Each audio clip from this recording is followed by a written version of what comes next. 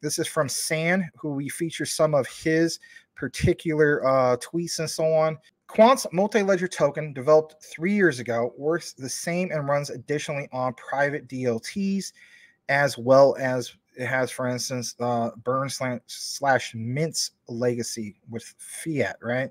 The ultimate interoperability token. And we know, for instance, it says this right here.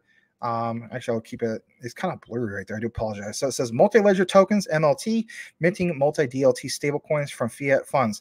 Who is it for? Well, we have to mention this because what's being worked on as we speak, again, Quant stands out with the CBDCs. So look, this is for central banks, fintechs, trading consortia, closed loop payments, marketplaces, and micro payment platforms. Now, if you're wondering, if you just connected to the show and are listening for the first time, when I say something like marketplaces and you're thinking, Quant, huh? Really? I thought they're just focused on interoperability and central banks and those types of things. No, it's marketplaces are definitely something they stand out for. And I'll state again, the QRC 721 is something you need to look more into because, again, they bring an extra layer of security for NFTs, and that's where that particular statement comes from, especially with what they do with MDApps and so on.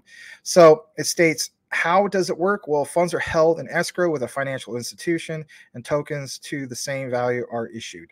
On top of that, you're going to find out that you have, for instance, these funds can be then used on any DLT or a mixture of DLTs, public or private, and Quant patented multi-ledger token, which is MLT, technology is applied.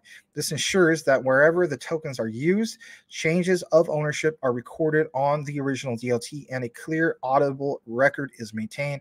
The nature of MLT means that the tokens are open and can be used on new and different DLTs as they emerge or as use cases grow. And there's been multiple use cases, to say the least, when it comes to Quant. Like I mentioned before, do you know of a single cryptocurrency out there or crypto project, product, service, whatever you want to refer to it as, Quant's Overledger?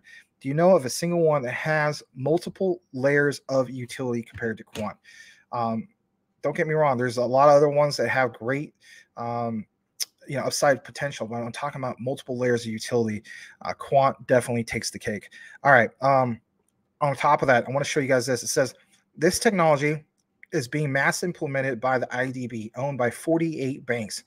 48 banks currently speaking using Quant's technology, and it's ever growing. Yes. And for instance, across 12 Latin American countries. How do we know that? LAC chain. You want to learn more about that? Check out the recorded section. We break it down multiple times. And when it comes to specifically that LAC chain, they bring a whole huge layer of utility to that specific region of the world. Each participant can bring their own technologies and legacy infrastructure.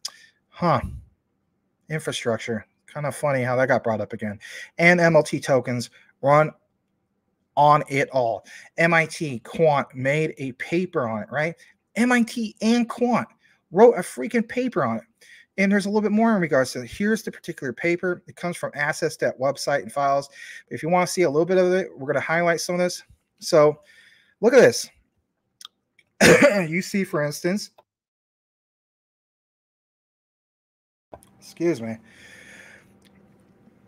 You can see on the stamp, Quant, MIT Connection Science, implementing a CBDC. Remember when I was talking about this before? There was people, I kid you not, who did not believe me when it came to this. They thought I was making a bunch of crap up. Oh, this guy's just a YouTuber. He don't know squat. He's trying to draw the connection. Until I see somebody say that's actually Quant, I'm not going to believe it. Okay? I call that like, sorry to say, to use this term, I don't mean to offend anybody, but I call it like being like, a crypto atheist. Basically, until you see it actually on a page, you're not going to believe it. You're not going to draw your own connections. Even I just gave you an outline. Well, here's the freaking outline. Here's the freaking proof. Quant, MIT, boom, right there on a white paper. So all the non-believers, there you go. You want to talk about infrastructure? Boom, there it is right there. How about this?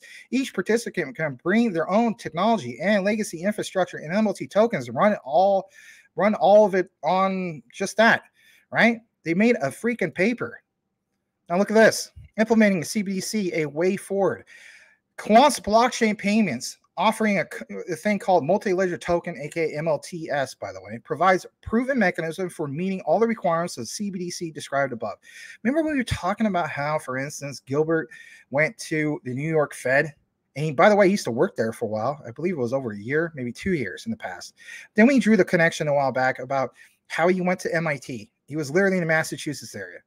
You think I was just making that up to make it up just to get views? No, here's more of that particular proof. So we already established that connection. It says provides a proven mechanism to meet all the requirements of CBDCs described above is a solution which implements the IMS semi-decentralized model and enables simple and flexible implementation of synthetic CBDC. I will say a little bit more. It can be used by banks as a more flexible type of stablecoin. What's the other ones out there that we know that have ties to stablecoins? And if anything, are going to be stablecoins? Stellar, for crying out loud, right? XLM. No, I'm not talking about a 1-1 ratio. Get that out of your head.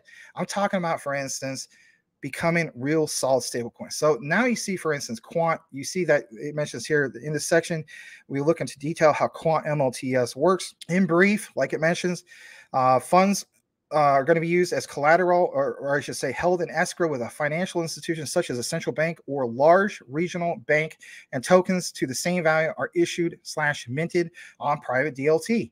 These funds can be used on any DLT or mixture of DLTs, public or private. And listen to this, Quant patent and multi-ledger token MLT technology is applied. And by the way, for all those people asking me, is Quant's technology patented? There you go. Boom. All right, let's get a little bit down into this particular model. It says the Quant MLTS model. Why does this matter? It does matter. You need to listen about this.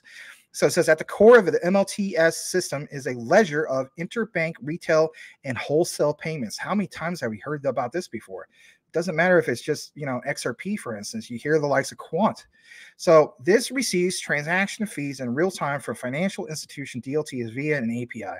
How many times have we seen the API connection, payment APIs, PayPal, you name it, right? We also seen banking APIs, right? So it's not just banking APIs, but we're also seeing on just regular Joe Schmo peer-to-peer end of it, right? The Quant connection. On top of that, you can see that the ledger can be operated by a central bank or other PSO, which by the way means payment system operator. Multiple ledgers can be deployed if, for example, a central bank needs to separate retail and wholesale payments, which they will. The system allows institutions to handle accounts in multiple currencies. Interesting. How do we know that? Well, for instance, what they're doing with the LAC chain, Latin American digital dollar, right? Also what they're doing with the UK, and also what they're going to be doing by the end of 2025 here in the United States.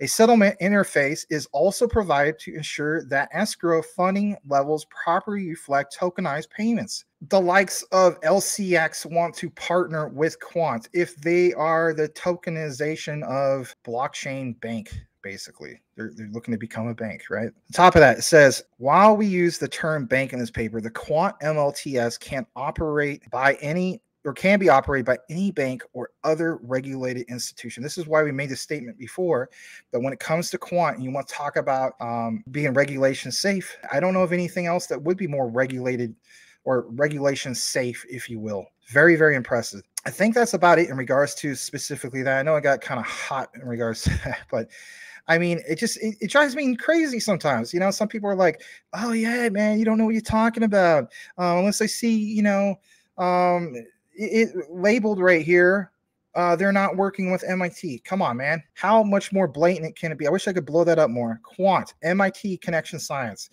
the technology of innovation.